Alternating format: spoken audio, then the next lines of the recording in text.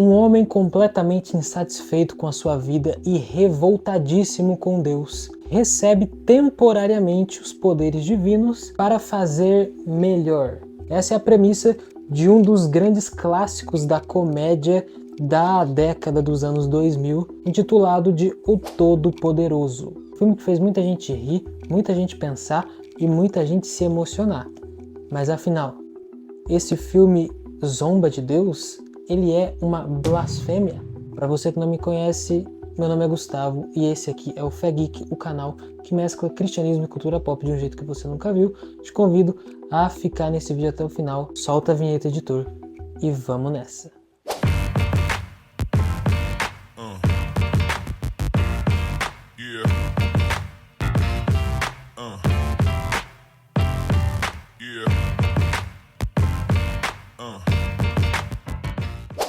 Antes da gente seguir, deixa o teu like, se inscreve no canal. Para você que ainda não é inscrito, precisa se inscrever, tá? Não pode continuar o vídeo sem se inscrever. Se inscreve.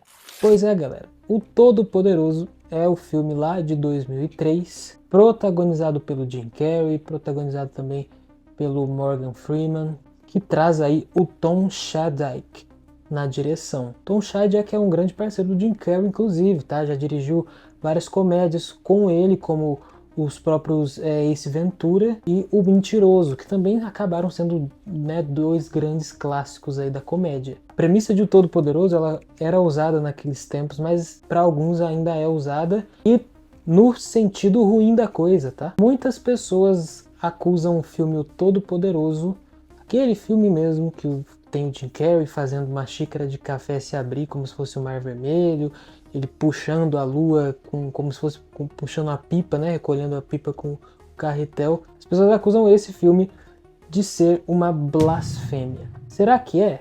Para a gente responder essa pergunta, primeiro a gente tem que entender o que é blasfêmia, né? Bom, blasfêmia nada mais é do que zombar de Deus, ou falar mal de Deus, ou atribuir ao homem aquilo que é santo, aquilo que é divino, aquilo que só pertenceria ao próprio Deus. Blasfêmia, obviamente, é considerado um pecado. Em Marcos 3, verso 29, diz que aquele que blasfemar contra o Espírito Santo nunca obterá perdão, visto que é réu de pecado eterno. A Bíblia fala sobre a blasfêmia, né, no sentido negativo, obviamente, porque culturas pagãs costumavam zombar do nome de Deus. Tanto é que no Antigo Testamento, no Pentateuco, Deus instituiu uma lei que julgava com pena de morte aquele que blasfemasse. Lá em Levítico 24:16 fala que aquele que blasfemar o nome do Senhor será morto por apedrejamento, inclusive. O texto de Marcos 3:29, ele fala sobre um pecado além da blasfêmia, que seria o pecado contra o Espírito Santo, né? Nesse contexto aqui, Jesus ele estava respondendo os fariseus que falavam que ele expulsava demônios pelo poder, na verdade, de Satanás. Então estava atribuindo o poder divino a Satanás e não a Deus. E rejeitar o poder de Deus, e negar constantemente, também é considerado blasfêmia. Quando você nega o poder de Deus, é considerado blasfêmia. E a pessoa que nega o poder de Deus e a pessoa que atribui o poder de Deus ao diabo, né? Essa pessoa, na Bíblia é relatado que ela não tem perdão. Porque essa pessoa ela não voltará atrás, ela nunca chegaria ao arrependimento, por consequência também nunca chegaria ao perdão. Mas dito tudo isso, e aí o filme O Todo-Poderoso de 2003 ainda é uma blasfêmia? A Bíblia fala então que zombar o nome de Deus é blasfêmia, que viver de forma que desonra a Deus também é blasfêmia, atribuir ao diabo coisa que é de Deus é blasfêmia, rejeitar o Espírito Santo, falar contra o Evangelho, né?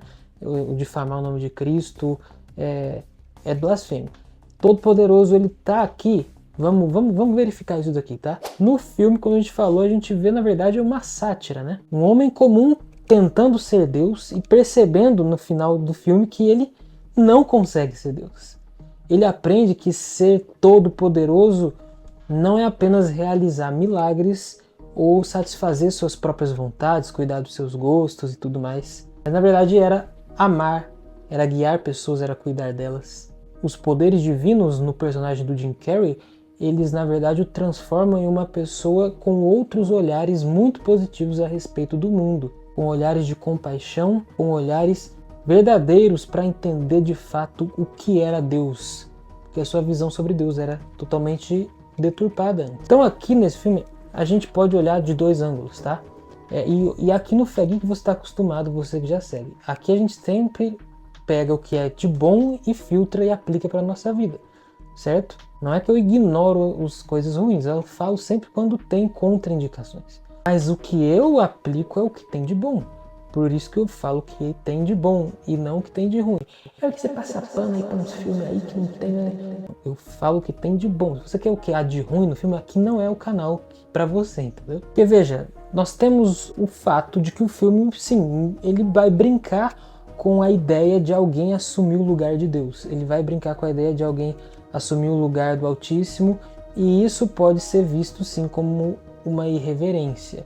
Mas eu acho que a mensagem central do filme, ela esmaga com muita vantagem a mensagem negativa.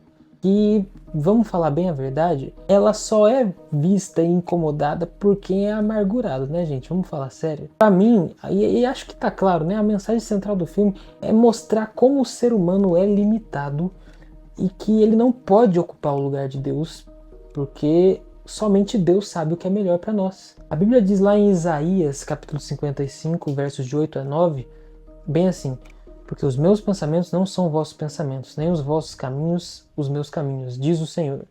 Assim como os céus são mais altos que a terra, assim são os meus caminhos mais altos do que os vossos caminhos, e os meus pensamentos mais altos que os vossos pensamentos. Olha só que curioso esse texto. Esse texto é o filme. Esse filme, ele revela esse texto de Isaías de maneira cômica, de maneira engraçada. Que é o filme dizendo: você não vai conseguir ser Deus. Deus é Deus, você é homem, você não conseguiria ser Deus. E quando nós tentamos ser Deus, quando nós tentamos assumir esse papel de Deus, falhamos miseravelmente, assim como o personagem do Jim Carrey falhou. Tanto que os maiores atributos de Deus estavam aonde o personagem do Bruce, ali do Jim Carrey, mais era falho. O amor, por exemplo, a vida amorosa dele estava indo à falência. Seu casamento já não era mais saudável, estava prestes a terminar. Ele era muito cabeça dura, ele não conseguia enxergar o lado das outras pessoas.